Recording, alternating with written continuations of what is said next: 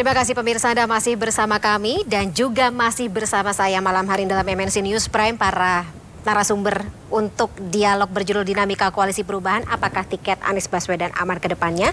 Masih bersama kami Gus Jazil, kemudian Bang Herzaki dan juga Mas Adi Praitno. Gus Jazil, sesuai dengan pertanyaan saya sebelum jeda tadi, kalau misalnya Koalisi Perubahan ini bubar begitu dan kemudian ada yang menyeberang ke sekretariat bersama, seberapa besar kemungkinannya bisa diterima? Ya tentu di dalam kesepakatan tertulis dengan Gerindra membuka diri untuk partai yang lain.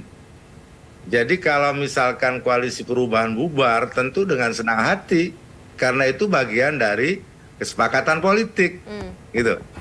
Dan itu akan memperluas kekuatan tentunya gitu. Namun kami tidak juga berdoa atau berharap kalau satu tempat sudah mengikat janji begitu kami untuk menggoda-goda kan begitu. Namun kemungkinan untuk bubar koalisi itu bisa terjadi di mana saja, di koalisi apa saja. Karena apa? Karena pertama momentumnya memang masih cukup panjang. Bagi yang mengatakan ini panjang, tapi ada yang mengatakan ini sudah pendek. Jadi ini soal tafsir saja, tetapi kalau secara formal memang masih ada ya 6 bulan lah kurang lebihnya begitu. Nah, oleh sebab itu bagi Sekber, bagi kami membuka Sekber ini menjadi rumah bersama-sama gitu. Kalau Pak Herzaki mau main setelah deklarasi juga, kami juga terbuka. Bukan berarti kalau Pak Herzaki sudah deklarasi, misalnya Koalisi Perubahan, terus mengisolasi diri kan tidak begitu juga, karena di politik kita semua terbuka gitu. Nah Sekber ini menunjukkan kami ini terbuka untuk membahas, berdiskusi gitu. Ya mungkin juga cerita-cerita lelucon atau apapun lah.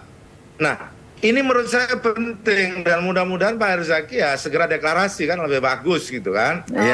Jangan juga ditanyakan ke saya Mbak Fani, itu nanti setelah deklarasi bubar nggak? Ya kami tentu tidak mendoakan bubar, tapi kalau itu bubar mau merapat ke Sekber tentu dengan senang hati kami akan buka 10 jari. Oke, jadi bertambah kekuatan teman-teman itu di dalam politik itu hal yang pasti harus menjadi poin, menjadi sesuatu yang positif. Oke. Ya, Bang Herzaki, setia apa enggak nih? Ya kalau kami jelas ya, jika bicara mengenai tiket Mas Anies apakah aman atau tidak, ya jelas tiket Mas Anies sampai dengan saat ini bersama Koalisi Perubahan itu aman. Karena kami bertiga sama-sama sudah menyatakan baca presnya adalah Anies Baswedan. Nah kami sedang dalam proses formalisasi, karena tadi kami ini ada tahapan-tahapan tadi. Ada tanda tangan, kemudian kita memberikan mandat. Kenapa? Karena kita ingin menyampaikan kepada publik gitu, agar orang-orang atau teman-teman yang tidak ingin koalisi ini terjadi misalnya tadi kan, karena bingung nih, yang lain pada bingung tidak aman lah, ada potensi pecah atau apa. Ini kami di perubahan ini semua sangat optimis dan yakin gitu. Justru kami yang di dalam ini sangat optimis. Kenapa? Karena sudah banyak kesepahaman yang dicapai. Memang masa formalisasi masih dalam tahapan ini. Karena setelah ini kan tadi tantangan MOU, lalu kemudian baca pres dapat mandat membentuk memilih siapa cawapres. Nanti setelah terpilih ya, baca pres sudah memilih baca wapresnya. Nanti kami barulah kemudian kami akan lakukan deklarasi koalisi yang paket lengkap nih, paket komplit nih, paket komplit dalam konteks siapa para pendukungnya, kemudian juga siapa capres dan cawapresnya. Ya sambil-sambilan tadi tahu-tahu Gus Jazilul mendadak pengen ikutan gitu kan, kayaknya asik juga nih gitu kan. Bang Herzaki, Koalisi Perubahan. Bang Herzaki, gitu. maaf lagi saya potong nih. Kan tadi bilangnya siapapun yang dipilih oleh Anies Baswedan sebagai bakal calon atau pasangannya aman. Lah kenapa tidak langsung deklarasi sekarang? Orang siapapun nanti yang akan dipilih juga ya terserah gitu belakangan. Yang penting Aniesnya udah secure. Ya karena sekarang aja? Karena fokus kami saat ini adalah nanti bagaimana kita tanda tangan sepakati 20% itu dulu. Karena kita bicara deklarasi tapi yang tanda tangan 20%-nya belum kan buat apa gitu loh Mbak. Ya. Jadi tanda tangan dulu 20%, karena syarat undang-undang kan 20%. Nah komitmen itu ditunjukkan dengan tanda tangan, ya kan? Kemudian selanjutnya setelah itu kan kami kan sampaikan, ayo Mas Anies silakan dipilih dulu nih, gitu, ya kan? Siapa tentukan. Nah setelah ditentukan Mas Anies segala, kita juga sambil cari timing nih kan, sampai kita tuntaskan nih semua masalah platform dan macam-macam yang lain ya, masuk strategi pemenangan. Nah nanti kita deklarasi di situ. Kenapa? Kenapa paket komplit? Sehingga clear nih, sudah tidak ada lagi yang akan bertanya, siapa saja nih partai politiknya, siapa lagi nih capresnya, siapa lagi cawapresnya. Sehingga kami menghindari yang tadi, upaya-upaya membuat masuk angin, upaya-upaya infiltrasi. Sehingga publik melihat, wah ini udah solid sekali. Kenapa? Memang waktu ini menjadi penting. Bagi kami memang ya masih panjang, masih Oktober November, tetapi kita berharap ya misalnya bisa lebih cepat. Kenapa tidak? Karena kan beda nih. 2019 kampanyenya itu bisa Agustus pendaftaran, pemilihannya masih April tahun depan. Nah sekarang ini kita kampanyenya pendaftarannya Oktober November, Februari sudah pemungutan suara. Nah inilah sehingga ada waktu yang beda sekali dan kami tidak akan last minute ini rencananya di Koalisi Perubahan, sehingga masyarakat bisa tahu, oh waktunya Anies seperti ini, oh Anies ini seperti ini. Jadi terbuka nih, oh ternyata setelah Demokrat, Nasdem dan PKS, mana ada PKB ingin gabung juga. Kan alhamdulillah kan begitu. Karena Demokrat Koalisi Perubahan ini terbuka, Mbak. Selama partai-partai lain itu punya visi, misi, platform yang sama untuk perubahan dan perbaikan bagi bangsa ini, ya ayo kita gabung. Tadi yang disampaikan Gus Jazilul gitu loh. Kalau koalisi sebelah misalnya ternyata tidak tercapai kesepakatan, udahlah gabung sama kami. Insya Allah ini masyarakat lagi ingin perubahan. Apalagi kita lihat nih teman-teman PKB ini kan dengan NU kan sangat lengket. Dan kami kan dekat juga ini. Mas AHY, zaman dulu Pak SBY, dan tokoh-tokoh yang lain juga dekat dengan teman-teman NU. Kami juga kuat di Jatim sama kayak teman-teman PKB. Kayaknya juga ya. Chemistry-nya kuat sekali ini ya. Kenapa enggak gitu loh ya kan. Jadi koalisi perubahan terbuka, Pak. Tetapi lagi-lagi tiket Anies insya Allah sudah aman.